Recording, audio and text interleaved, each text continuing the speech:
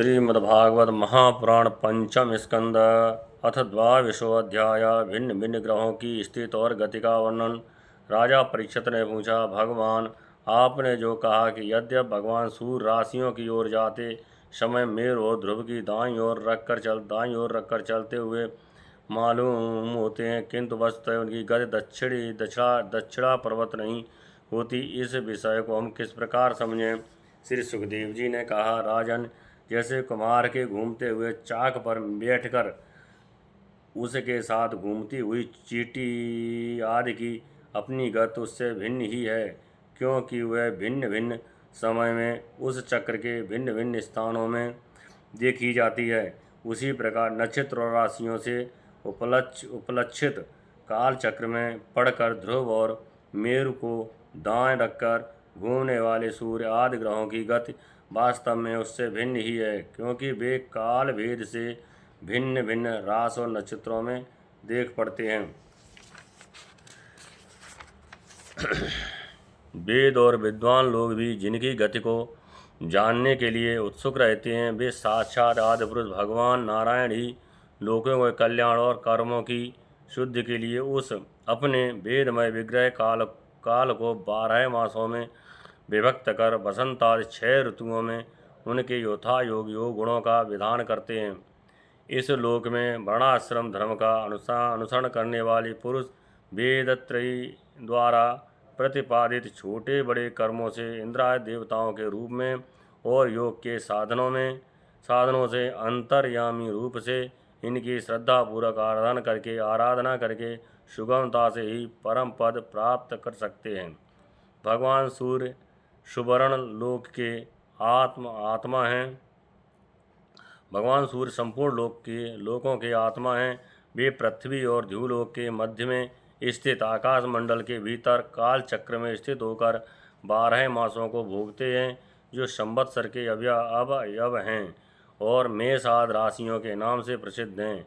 इनमें से प्रत्येक मास चंद्रमान से शुक्ल और कृष्ण 2 पक्ष का, पितृमान से 1 रात और 1 दिन का तथा सौरमान से 2.25 नक्षत्र का बताया जाता है। जितने काल में सूर्यदेव इस संवत्सर का 6ठा भाग भोगते हैं, उसका वह अवयव ऋतु कहा जाता है। आकाश में भगवान सूर्य का जितना मार्ग है, उसका आधा वे जितने समय में पार कर लेते हैं, उसे एक अयन कहते हैं, तथा जितने समय में वे अपनी बंद तीव्र और समान गति से स्वर्ग और पृथ्वी मंडल के सहित पूरे आकाश का चक्कर लगा जाते हैं, उसे अवान्तर भेद से संवत्सर, परिवत्सर, इड़ावत्सर, अनुवत्सर अथवा वत्सर कहते हैं।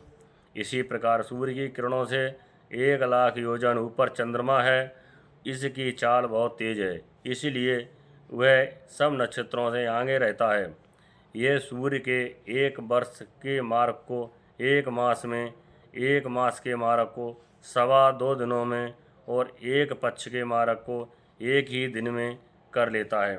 ये कृष्ण पक्ष में क्षीण होती हुई कलाओं से पितृगण के और शुक्ल पक्ष में बढ़ती हुई कलाओं से देवताओं के दिन रात का विभाग करता है, तथा 30-30 मुहूर्तों में एक एक नक्षत्र को पार करता है। अन्नमय और अमृतमय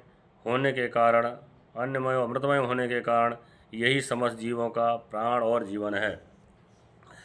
ये जो 16 कलाओं से युक्त मनोमय, अन्नमय, अमृतमय पुरुष स्वरूप भगवान चंद्रमा हैं, ये ही देवता, पितर, मनुष्य, भूत, पशु, पक्षी, शरीर स्पर्श और पृच्छाद समस्त प्राणियों के प्राणों का पोषण करते हैं, इसलिए इन्हें सर्वमय कहते हैं।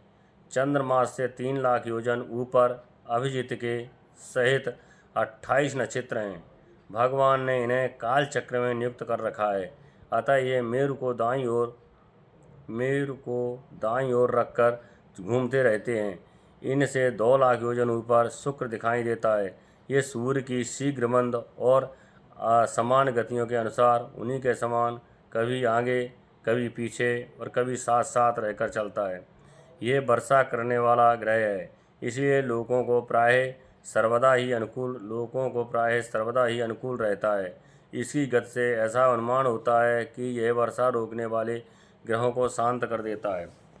शुक्र की गति के साथ साथ बुध की भी व्याख्या हो गई।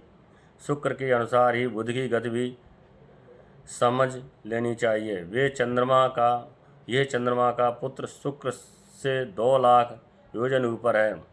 ये चंद्रमा का पुत्र शुक्र से 2 लाख योजन ऊपर है। ये प्राय मंगलकारी ही हैं, किंतु जब सूर्य की गति का उल्लंघन करके चलता है तब बहुत अधिक आंधी, बादल और सूखे के भय की सूचना देता है। इससे 2 लाख योजन ऊपर मंगल है। वह यदि वक्र गति से न चले तो एक एक राशि को 3-3 पक्ष में भोगता हुआ 12 राशियों को पार करता है।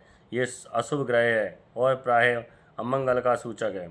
इसके ऊपर 2 लाख योजन की दूरी पर भगवान बृहस्पति जी हैं और ये यदि वक्र गति से न चलें तो एक एक राशि को एक एक वर्ष में भोगते हैं। ये प्राय ब्राह्मण कुल के लिए अनुकूल रहते हैं। बृहस्पति से 2 लाख योजन ऊपर शनिश्चर दिखाई देते हैं। ये 30-30 महीने तक एक एक राशि में रहते हैं, अतः इन्हें सब राशियों को पार करने में 30 वर्ष लग जाते हैं। ये प्राय सभी के लिए अशांति कारक हैं। इनके ऊपर 11 लाख योजन की दूरी पर कश्यप आदि सप्तऋषि दिखाई देते हैं। ये सब लोगों की मंगल कामना करते हुए भगवान विष्णु के परम पद ध्रुवलोक की प्रदक्षिणा किया करते हैं। इत श्रीमद्भागवते महापुराणे पारमहंसायां संहितायां पंचम स्कंदे ज्योतिष चक्र वर्णने 22वां अध्याय। जय जय श्री राधे श्याम।